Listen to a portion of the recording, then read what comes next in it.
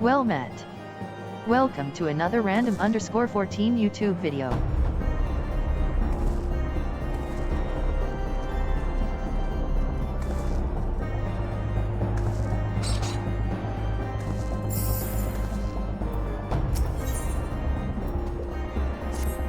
If you ask me, there's naught to be gained from mulling over the implications of your story in the freezing cold.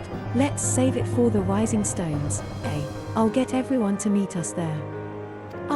But before that, you had best pay a visit to Whitebrim Front and speak with Alphino. He's probably worried sick about you. That, or he's busy playing at politics with the Ishgardians. Either way, I'm sure he'll be delighted to see you hale and healthy. Speaking of which, you don't have a headache or anything, do you? No? Blurred vision? Oh, no reason. See you again soon.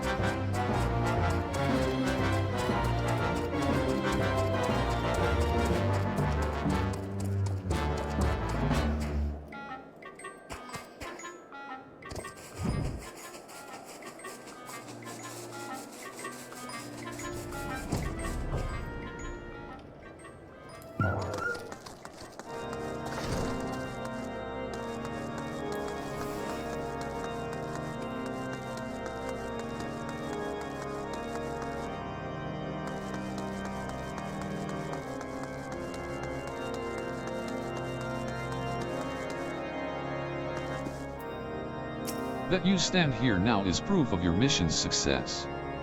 Praise be to Halonat. 'Tis customary to report to one's commanding officer after completing a mission.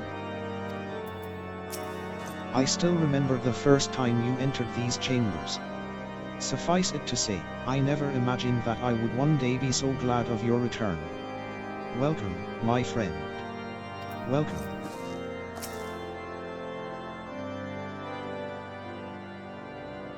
There she is, and none the worse for wear.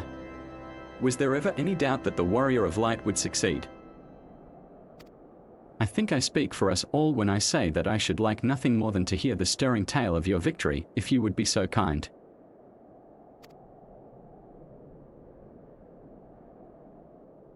Then we were too late to prevent the summoning. But not too late to prevent further loss of life. An outcome worthy of celebration. And one for which we have Kainekotine to thank. Yes. You are right, of course, Sir Aymeric. We should be content with what we have accomplished. I for one could not have wished for a better outcome. Shiva is no longer a threat, and the heretics have been routed. There is the matter of Iceheart's escape. But she cannot run forever. Whether it takes days, weeks, moons, or even years, my knights will find her. In the meantime, Lord Drillamont, is the caravan ready? The supplies that your men recovered have been prepared for transport, in accordance with your wishes. Rest assured that my knights will see them safely to Revenant's Toll. Of that I have no doubt. I take it these are the self-same supplies the heretics stole from the House Fortemp's caravan. Less the crystals which comprised the bulk of the shipment, yes. Scarcely a fraction of that which was promised, but a meaningful contribution to your cause all the same. On an unrelated note, Kainekotine, might I trouble you to accompany me to Camp Dragonhead at your earliest convenience? 'Tis not for my benefit. A certain lord was most distressed when he learned of your intent to risk life and limb to stop Iceheart. It took half a dozen knights to restrain him, I am told. Men give vent to their anxieties in myriad ways. Pray do not think less of him.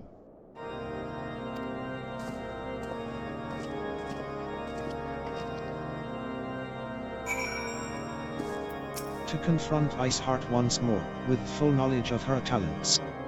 My friend, I am truly grateful for everything you have done, as is every man with knowledge of your deeds. Would that every Ishgardian could know. Yet even Master Alphino agrees that some tales are too dangerous to spread.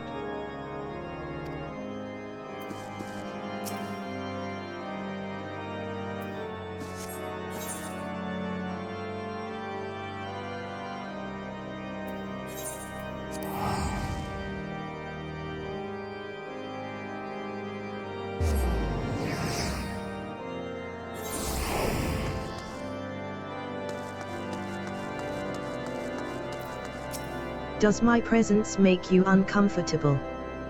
Be at ease, my child. If you are a goodly, righteous woman, then you have naught to fear from an inquisitor.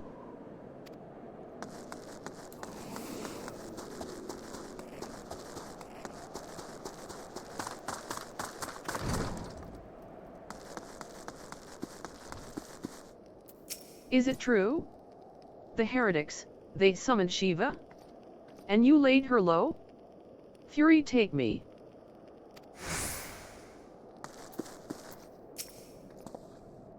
If our business here is concluded, we should attend to Sir Aymeric in the intercessory.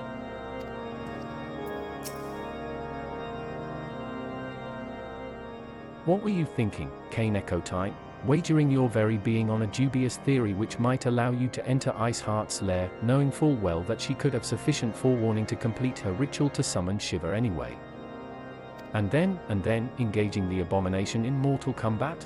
By the Fury, Cain Ecotine, 'tis the stuff of ballads, a battle for the ages. Would that I had been there to fight by your side. Yet here I was forced to wait, condemned to wonder at the fate of a dear friend for a veritable eternity. I would not wish such torture on my most hated enemy. But you are here now, and that is what truly matters. Let us move on. Sir Aymeric wished to have words with you and Master Alphino in private. He awaits us in the intercessory.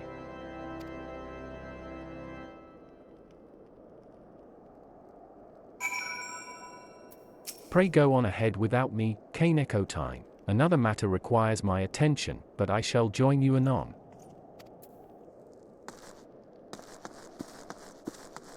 When in Coerthas, you must abide by our laws.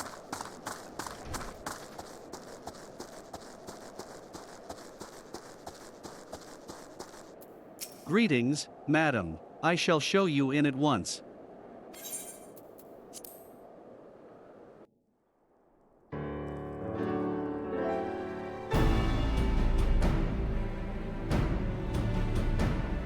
On behalf of the Holy See of Ishgard, allow me to express my deepest thanks. Never before have we been required to contend with a primal. Indeed, there were fears in some quarters that our knights might not be equal to the task. From what we have now learned of these beings, I can say with certainty that we would have lost a great many men had the Scions not intervened. Then the argument for preemptive action should be self-evident. Perchance now you will reconsider my proposal that Ishgard move against Nautalon. Ere we first met, a similar proposal was tabled, but the Holy See decreed that we were to observe, and that military action should be taken only in self-defense. All things considered, it was not an unreasonable decision. Since the calamity, 2 vigils have fallen to the Horde, while Garuda has never shown any inclination to storm the gates of judgment. Which is why this unprecedented crisis and its resolution may prompt a change in policy. You who have faced these primals know well the threat they pose. Ishgard did not. Not until now. And there is naught like a brush with death to change a man's outlook. At the very least, this should silence any lingering objections to our arrangement with Revenant's Toll. The Holy See may even feel moved to grant us its formal endorsement. So far as it is possible, the Scions shall be compensated for their service. We should be grateful for any aid you can provide. As a gesture of good faith, I shall withdraw my previous request. Your people are doubtless needed elsewhere. That will not be necessary. We too have a vested interest in watching Dravania's movements. I see. Once more, I must thank you.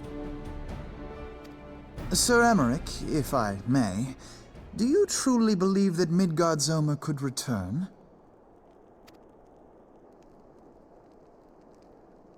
The heavens are a window unto truth, but those who interpret their movements are not infallible. I requested your involvement as a precautionary measure.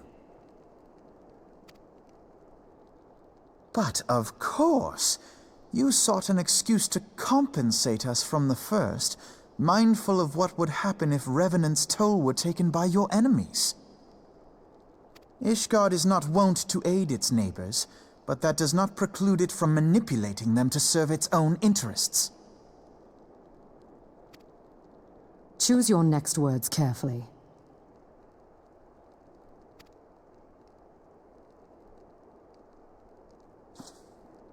Do you know what sort of man becomes Lord Commander of the Temple Knights? One who comes from good stock.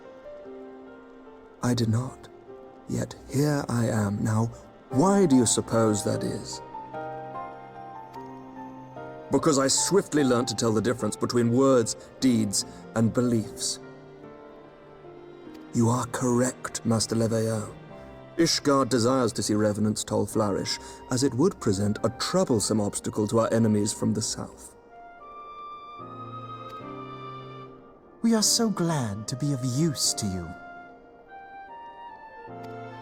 As we are to you. Ours is a mutually beneficial arrangement, lest we forget, one born of necessity. The dragons grow more restless by the day, and the heretics harry us nigh without cease. We have contended with such troubles for centuries, but there are limits to even our endurance. Yet as a pauper is loath to part with his meager possessions, the leaders of Ishgard are not wont to render up their trust to outsiders. But with perseverance on our part, they may yet be made to see the light. Nevertheless, one must take care when walking the road less traveled. Wise words, Sir Emmerich. I shall make a point to remember them. I must apologize for my earlier outburst. I hope it will not sour our good relations. Not at all. You but spoke from the heart. I trust you understand that at times my duties may prevent me from meeting with you. On such occasions, my second-in-command will speak for me.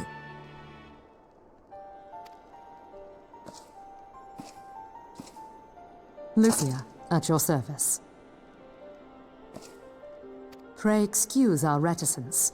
We are but wary of speaking too freely, lest our sentiments be made known to our enemies. Know that the Lord Commander and I are of one mind. For the sake of Ishgard, and of Eorzea at large, I pray our peoples can put aside their differences. Those who dwell in the past risk losing sight of their future. Should aught befall one of our shipments, pray inform Lucia immediately. You may also relay to her any words you might have for me alone. Not being of Ishgardian birth, she owes no allegiance to any noble house, making her as near to incorruptible as one can find in my homeland. Suffice it to say, I trust her completely, and so may you. Which reminds me, Lord Orchefort, if you would be so kind? Certainly.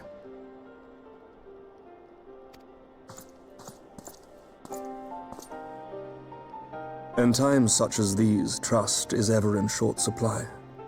Mayhap this will go some way to rectify the problem. The results of our investigation into the heretics' recent attacks, as well as our interrogation of the merchant you detained. Sir Emmerich, I cannot thank you enough. Think nothing of it. Ishgard may be many things, but it is no friend to Garlemald. Did I not tell you to have faith, my friend?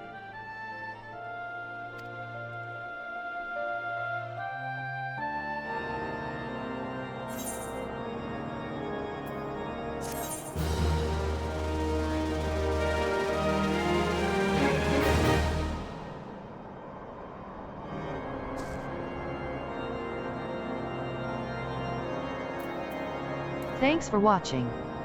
Please like this video and subscribe to my channel. Farewell.